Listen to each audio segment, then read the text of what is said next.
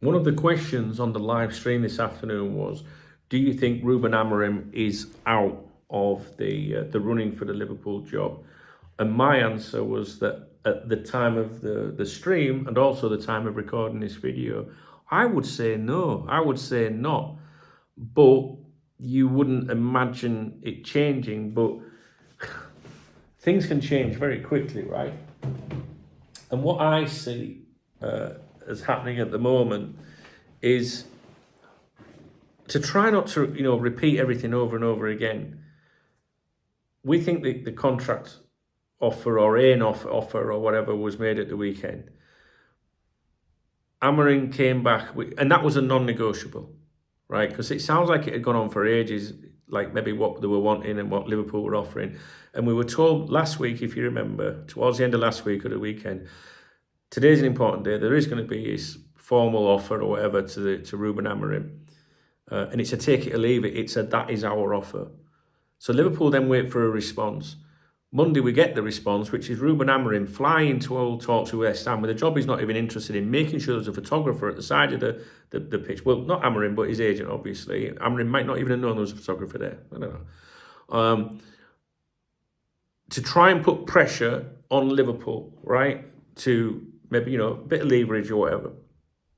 That was what I thought. And then one of the journalists in Portugal came out and basically said the same thing, that Ruben Amorim used West Ham kind of thing to try and put pressure on Liverpool. When Liverpool saw what was happening, they then leaked to the top journos to do with Liverpool Football Club, and then the click below them that they were interested in Arne's slot, or he was becoming, a candidate, if you like. Born Again Joyce at the Times wrote an article saying that. In the afternoon's version, the early version was different to the evening, because then in the evening, Joyce edited that article to say he'd gone from being a candidate to the preferred candidate, like the favourite. That's who they want, right? So between the afternoon and the evening, I think Liverpool heard back somehow from the Amorim side again. And you're probably confused, right? You just got to imagine this backwards and forwards. So Liverpool then leaked that they're going for Arne's slot. I think was still part of the leverage putting on Amorim. In other words, like there's still time, you can change your demands, but we're now focusing on this other guy, right? That was the leak. And I think that Liverpool were trying to pressurise Amorim a bit, see if there was any comeback from that. But at the same time, we're genuinely interested in Arne's slot, right? And I think something then came back from the Amorim side, which is why Joyce changed his article from the afternoon to the evening. And then Liverpool have gone, right, fine. So now we'll go and speak to Feyenoord to see if we can negotiate a deal. Are you with me so far? Right, that's what I think's gone on. And so the situation now is Liverpool trying to negotiate a deal with Arne's slot. It sounds like Liverpool have given up, right, with Amorim. Because the claims from Portugal were that Amorim was asking for too much, Liverpool were offering too less. The latest rumours coming from Portugal today were that Ruben Amorim's agent was hoping that Liverpool would go back, maybe with an improved offer, but that hasn't happened. And what we're seeing is Liverpool have now had an offer for slot rejected by Feyenoord, right? They've rejected an offer, but we were told by the Dutch media, the media in the Netherlands Dutch media, whatever, I'm so tired, guys, I'm sorry. That when Liverpool make an offer for him, it'll be rejected. It's all part of the process, blah, blah, blah. It was rejected, and Liverpool are continuing to negotiate. So the question is, does that mean Ruben Amorim's out? No, it's not out until something is signed with Slot, right? The big journalists, Born Again Joyce and David Ornstein, keep reminding us that there are still other candidates, even though all this is ongoing, right? So, in my opinion, this is the bit where we're getting to my opinion. So, I think Ruben Amorim's got like 24 hours, really. That's what I think. I think, unless something comes out that confirms that, if something comes out that Feyenoord have agreed a deal, compensation with Liverpool, it's over for Ruben Amorim at that point. If we don't hear that overnight, he's probably got tomorrow to try and turn it round. I'm not quite so sure that they could do that anyway, right? And then what I think will happen is, I think it's Saturday when he's got a pre-match press conference again, and he's expected to address the situation then. And it wouldn't surprise me if he then says, I'm committed to Sporting, I want to stay another year or something like that. And then that's when it all ends. So what I'm trying to say to you is, right now, at the time of recording, which could be completely different by the time you watch this video, 10 minutes from now, it might be everything might have changed, right? I think right now, Amorim is still in the running, or still a possible, albeit a very weak one, small one. Do you know what I mean, guys? So if obviously something comes out from Feyenoord, yeah, we've agreed a deal, then it's over for him anyway. If that doesn't come yet, then I think Amorim will end it himself on Saturday and say, I've always wanted to be here, or I made a mistake going to England, or I was doing this, doing that. I don't know. And then it ends.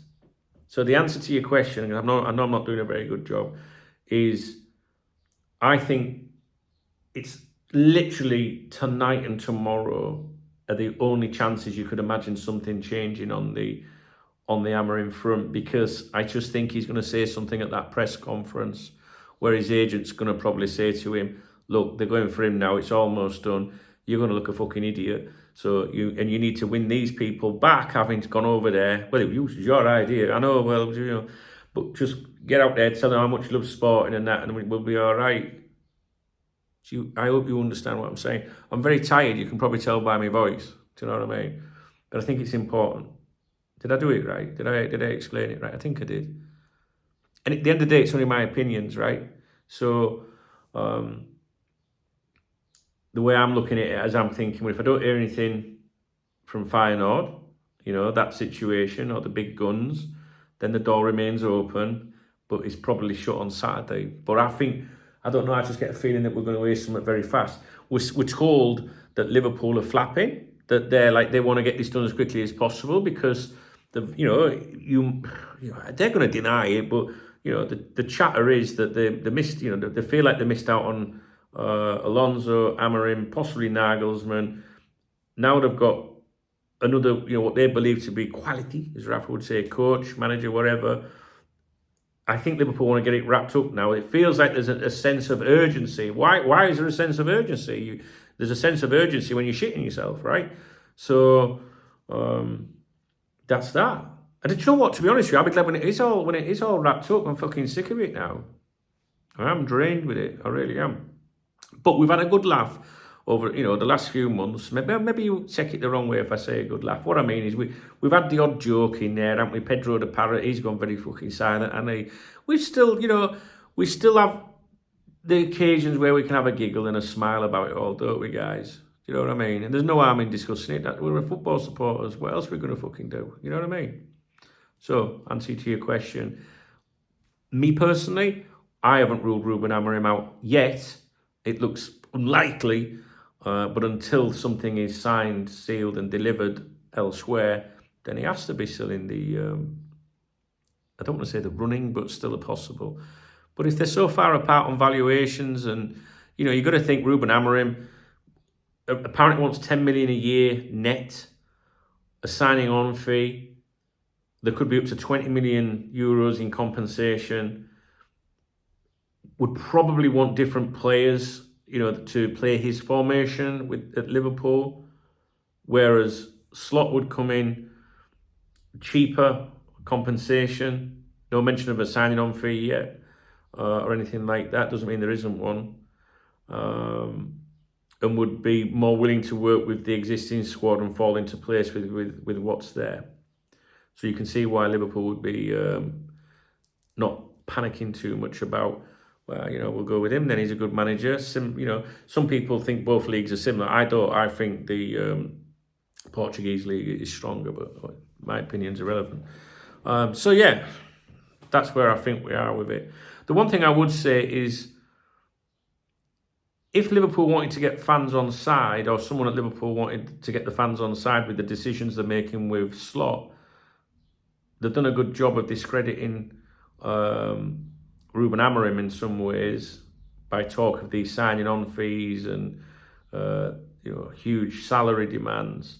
But at the end of the day, Liverpool didn't put him on a runway and have his photograph taken next to a fucking plane, did they? Do you know what I mean? That was just the most ridiculous thing he could ever have done, ever. His agent could have been snapped, couldn't he? Going out there, and it wouldn't have been as disrespectful. And it wasn't just disrespectful. Well, let me rephrase this.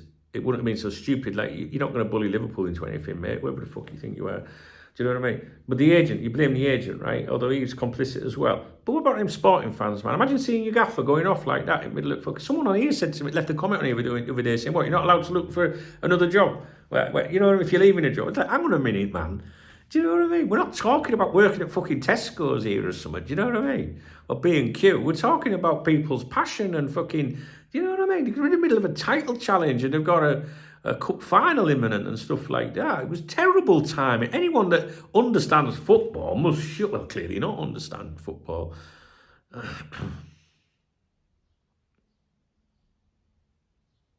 knackered. Do you know what? I'm just tired with it all. Right, I hope I've explained it. It's tough shit if I am. can't do anything else about it. Joyce, let's see what Joyce comes out with next. Right, all right, guys. Sorry for waffling on. If you appreciate the video, please thumbs up, drop me a comment. If you want to buy me a coffee, I fucking need a coffee. Or a beer. I'm having a beer on Saturday. Then hit that super thanks button. Please read the video description. Get on the newsletter. Get in the chat room. Connect with me on social media. And hopefully we'll speak real soon. I hope I've explained it properly in this video. I hope so.